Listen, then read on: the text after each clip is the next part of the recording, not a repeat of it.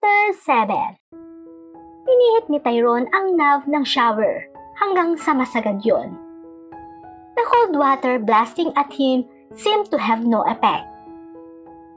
Hindi nababawasan kahit kaunti ang init na nagpapaapoy sa kanyang kalooban. Nasuntok niya ang tiles. Hindi siya natutuwa sa itinakbo ng mga pangyayari kanina.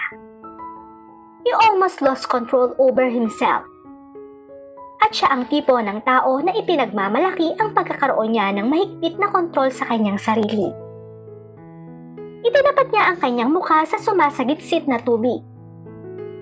Baka sakaling matangay niyon ang mga imaheng nagpupumilit na maglaro sa kanyang diwa. Mga imahe iyon na lalo pang magpapaalab sa kanyang kalooban. Things were not working out as planned.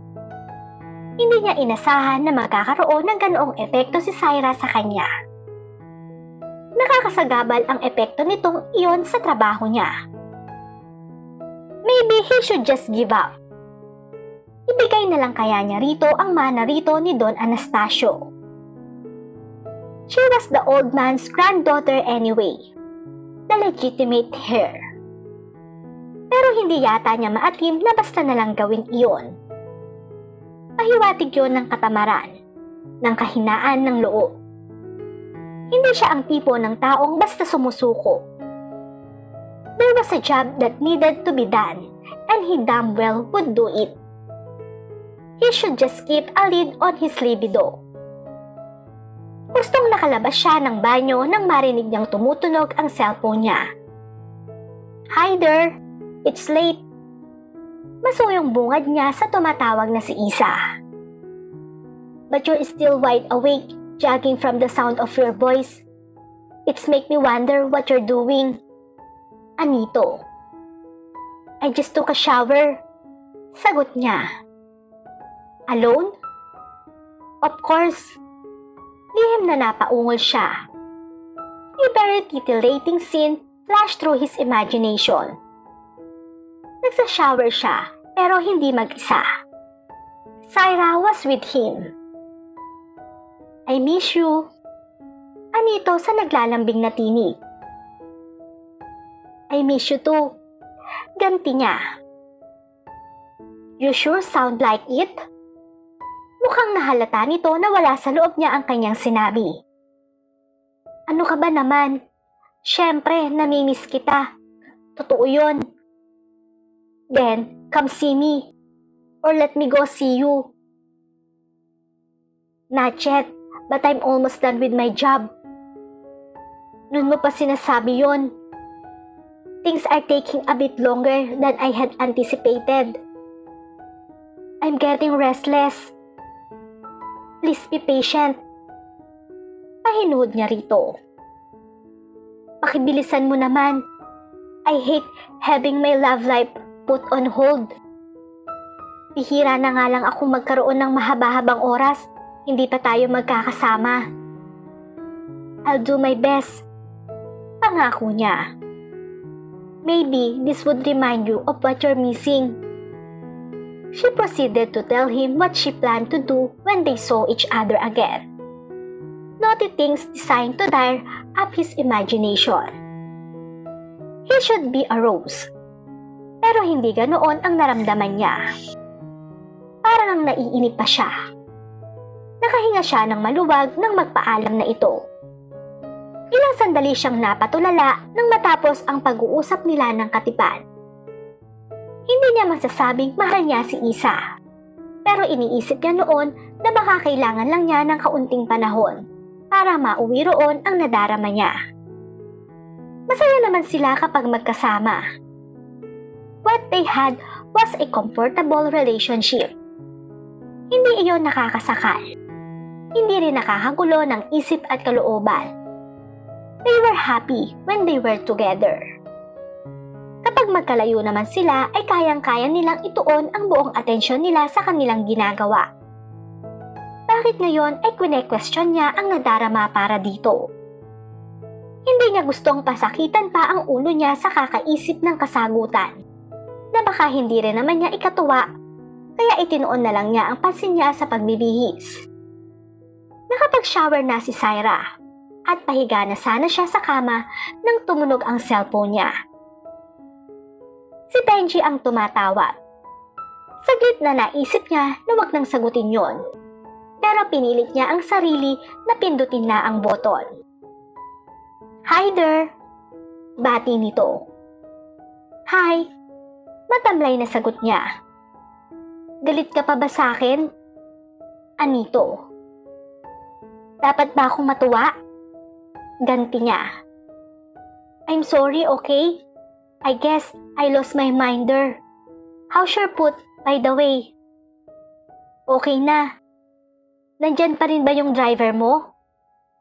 Kung wala siya, mas nahirapan sana ako. Hindi niya napigilan ang magparinig. "Ouch!" Sambit nito. Okay. I know I was wrong to get so mad at you that I left you all alone. But I'm okay now. Nakapag-isip-isip na ako. Can you forgive me?" "Ewan." "Oh, come on, sweetie. I love you. You know that. Sorry na, please." "Oh, alright. That's my girl. O paano? Magpahinga ka na. I'll see you." "Sure." Aniya. Nang matapos sila sa pag-uusap, ay wala siyang maramdamang tuwa sa ginawang paghingi ni Benji ng tawad sa kanya. If there was one thing Benji knew so well, it was how to woo a woman. Iyon ang napagtanto ni Syra. Kabisado nito lahat ng mga bagay na makakapagpalambot ng puso ng isang babae. At mukhang iyon ang kinakarir nito sa sumunod na mga araw. He sent her flowers and chocolate. Maya't maya rin ang padala nito ng malalambing na text message sa kanya. At tumatawag din ito parati. Madalas din siyang sunduin nito. Sa mga pagkakataong iyon ay pinapauwi na lang niya ito dahil ihahatid naman siya ni Benji. Natuwa naman siya sa ginagawa ng katipan. She and Benji seemed to click in a way that made it easy for her to relate to him. Aminado siya na hindi nito napapabilis ang tibok ng puso niya na ayon sa mga kakilala niya ay nadarama ng mga ito sa mahal ng mga ito. Pero baka naman, eksaheradora lang ang ideyang yon. She was happy being with Benji. At kung may isang maganda pang ibinunga ang pagkakasama nila ng madalas, napipigilan yon ang pag-i-imagine niya ng kung ano-ano tungkol kay Greg. Iniisip niya, siguro ay kulang lang masyado ang panahon nila ni Benji na magkasama. Kaya hindi makaarangkada ang damdamin niya para dito. Given enough time with each other, she anticipated that she would fall more in love with him. At hindi nga ba na ayon na rin sa mga malawak ang kaalaman sa pag-ibig, mas magandang pundasyon ng pagmamahalan ang pagiging komportable ng magkapareha sa isa't isa, kaysa sa maikling na atraksyon na kalimitan ay mabilis din namang nawawala.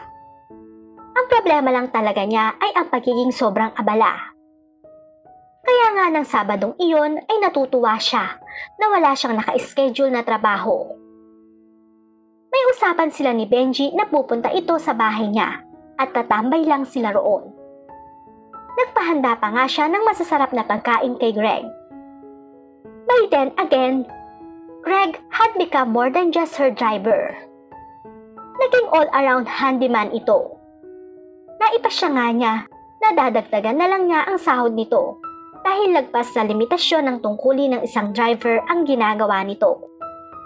Kung may hindi man siya ikinatutuwa, iyon ay ang pagiging tahimik nito magmula nang makipagtanggilas sa panunuyo si Benji sa kanya. He probably was not comfortable with her boyfriend. Yun ang naisip niyang rason. Pero parang namimiss niya ang mga pagkakataong nagkakausap sila na parang hindi siya boss nito, kundi isang malapit na kakilala, kung hindi man kaibigan na. Kagaya na lang ng araw na yon. Sinusunod naman nito ang mga utos niya. Pero wala sa mukha nito na natutuwa sa ginagawa. At nang dumating si Benji ay hinayaan na sila nitong magkasarilinan. Dapat lang naman, hindi ba? Wika niya sa sarili. Normal lang na naisin ni Greg na bigyan sila ng privacy. Pero parang hindi siya nasisiyahan sa ikinilos nito. Sa 10 lang sila nagpabad ni Benji. Nag-movie marathon sila. Isa iyon sa mga hindi nila nagagawa ng madalas dahil sobrang abala sila pareho. Nasa kalagitnaan ng isang pelikula nang mag-excuse si Benji. Gagamit lang umano ito ng banyo. Marahas na ikinuyumos ni Tyrone ang kamay niya sa kanyang mukha. Kanina pa siya pasulyap-sulyap sa nakapinit na pinto ng den. Mula sa kusina ay tanaw niya yon. What the hell I am doing here? Yamot na pagsisintimiento niya. May mga trabahong nangangailangan ng atensyon niya. Kaya parang hindi tamang magsayang siya ng oras doon. But this is a part of my job. Tangkang pangangatwiran niya. The thing was, he was not so sure anymore about his motives for continuing with that setup. Hindi na kasi malinaw sa kanya kung nananatili siya dahil hindi pa siya nakakabuo ng konklusyon kung karapat-dapat bang maging heredera si Syra o dahil gusto lang niyang makasama pa ito. Bullshit. Yun ang reaksyon niya sa ikalawang rason na naisip. Why would he want to be with a woman who was already taken? Hayun nga at nagkukulong ito sa den kasama ang boyfriend nito. Hindi niya kailangan ng sobrang makulay na imahinasyon para matukoy ang mga posibleng ginagawa ng dalawa. Kasalukuyan pa rin nagkukukot ang kalooban niya nang mamataan niyang lumabas ng den si Benji. Hindi siya nakikita nito at lalo pa niyang sinigurong hindi nito malalamang may mga matang sumusubaybay sa kilos nito nang mapagtanto niya na parang may kakaiba sa ikinikilos nito. Paglabas pa lang kasi nito ng pinto ay lumingalinga na. Para bang inalam kung may tao sa paligid. Kapag kuwan ay inilabas nito ang cellphone. Maya-maya pa ay mukhang may kausap na ito. Lumabas siya ng backdoor at lumigid ng bahay.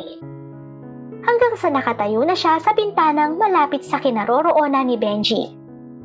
Nakabukas ang bintana, kaya dinig niya ang sinasabi nito sa kausap sa cellphone. I'm not sure if I can make it.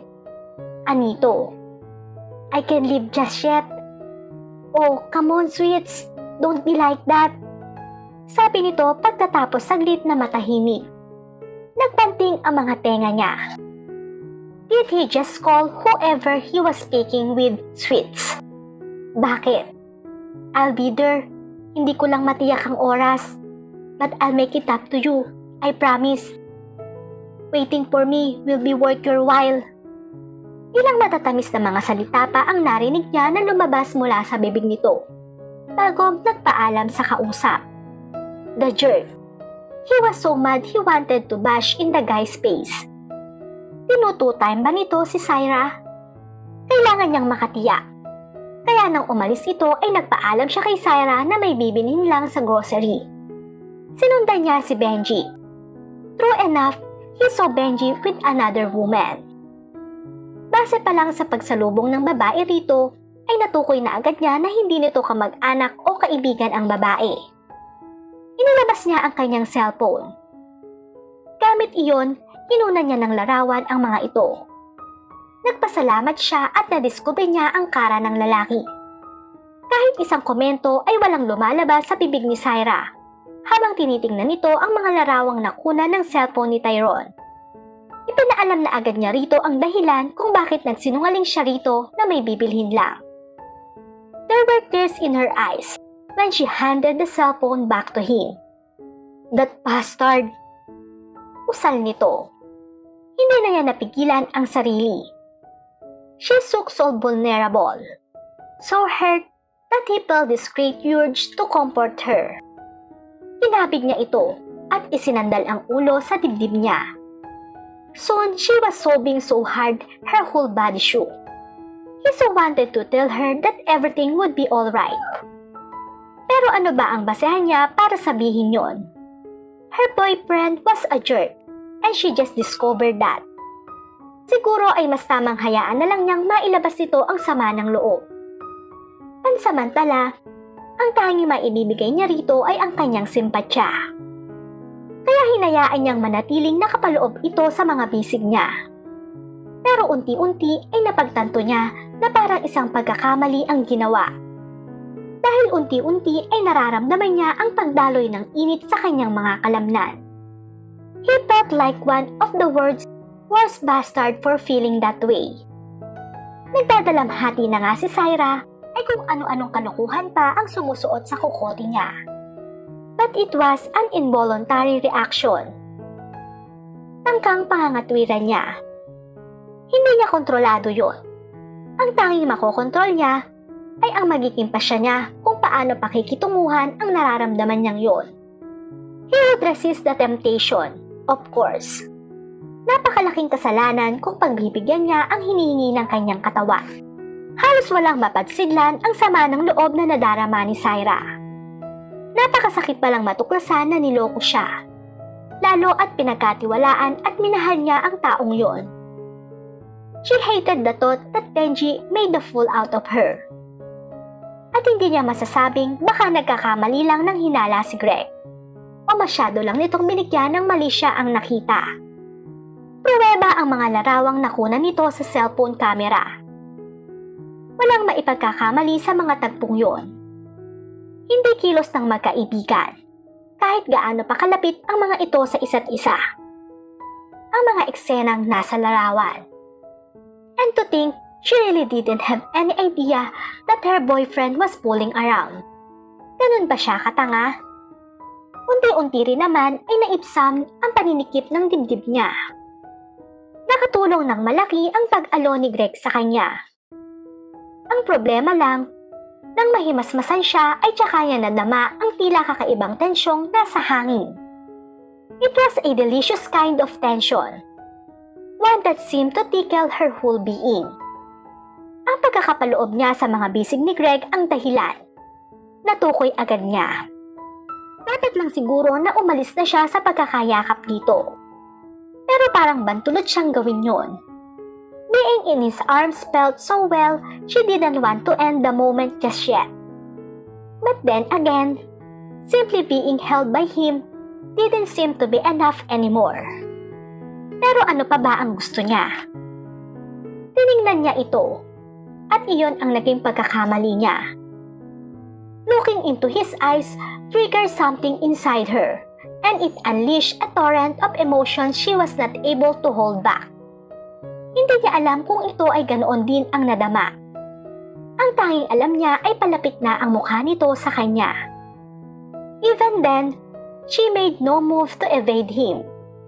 Siguro nga ay sinalubong pa niya ang paglapit nito. Hindi na niya matukoy yon dahil animo ay naging napakabilis bigla ng mga pangyayari. Sa sumunod na sandali ay magkatapat na ang mga labi nila. A few more seconds later, and they were kissing each other passionately, as though they had been craving for that moment for a long time. Gusto niyang pigilan ang kanyang sarili. Alam naman niyang hindi tamang ganoon ang mangyari sa kanila. Pero hindi rin naman niya mapilit ang kalooban niya na panay ang kontra sa ipinag-uutos ng kanyang isipan. And so, she let Greg kiss her and she kissed him back. Sa bawat pagpatak ng mga sandali ay painit ng painit ang pakiramdam niya. Parang nilalagdag na siya sa sobrang init noon. Pero kasi hedorang mag-apoy na siya, ay hindi pa rin niya naistantanan ang paghalik niya rito. Mahabang sandali ang lumipas bago sila nahimasmasan. Halos sabay silang naglayo. Baka sa anyo ni Greg ang pagkatuliro. Hindi ko alam kung ano ang sasabihin ko.